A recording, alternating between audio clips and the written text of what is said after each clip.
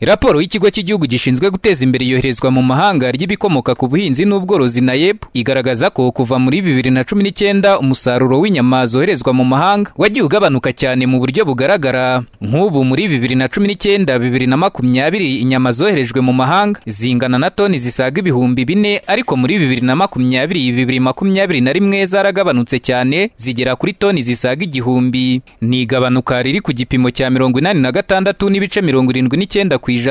Ibi byumvikanisha ko n'amadevize ava mu kohereza inyama mu mahanga nayo yagabanutse cyane, kuko yavuye kuri miliyoni 11 z'amadolari ya Amerika muri 2019-2020 agera kuri miliyoni 1,465,652 y'amadolari ya Amerika. Icyorezo cya COVID-19 kigaragazwa nk'icyateye igabanuka ry'inyama zoherezwa mu mahanga, ariko abafite inganda zitunganya inyama zoherezwa mu mahanga banagaragaza ko amabwiriza y'ubuziranenge bw'inyama zijya ku isoko mpuzamahanga ahora ahindagurika kandi akanasaba ibintu byinshi bibagora kubera mikoro make. Kayitana Freddy ni umwe mu batunganya inyama zoherezwa mu mahanga. Uko imyaka igenda ishira, ibihugu bigenda bifata ingamba zabyo, bakavuga bati wenda ndaguha urugero, bakavuga ati muri Tanzania cyangwa mu bindi bihugu duturanye babonye Rift Valley, reka myite Rift Valley uburenge.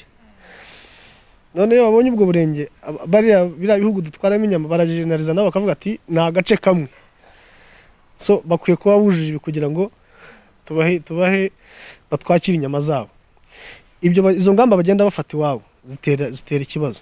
Nyuma yo kugorwa no kugera ku masoko mpuzamahanga, uba abatunganya inyama zoherezwa mu mahanga basa n'aberekeje amaso ku masoko yo mu karere u Rwanda rurimo, by'umwihariko muri Kongo Kinshasa, kuko nko muri Kamena uyu mwaka inyama zose zoherejwe mu mahanga zajyanywe muri Kongo. Nubwo bimeze gutya, ariko ngo hari abohereza inyama muri Kongo mu buryo bw'amagendo, bityo bigakoma mu nkokora abazoherezayo mu buryo bwemewe n'amategeko. Aha bagasaba inzego bireba kwita kuri iki kibazo. Icya kabiri, wenda mu bihugu duturanye kuba zaragabanutse nuko izo bajyanayo zitagenda mu rugo rwe mu bintu biri fomo, ukuvuga buri wese aratwara.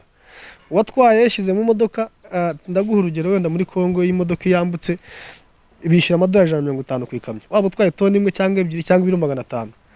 Ariko ibyaciye ku ruhande mu mamoto n'amagare bikishyura 2 kunka.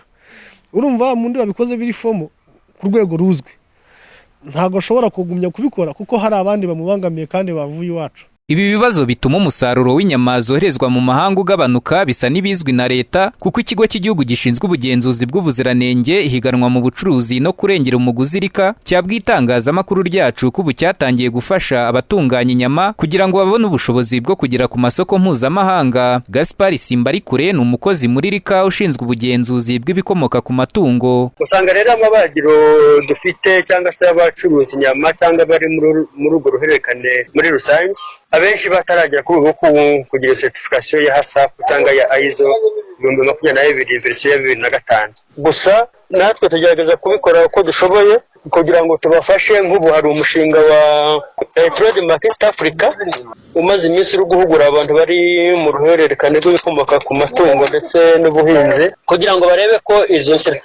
ibyo byemezo by'ubuziranenge turi kuvuga babibona.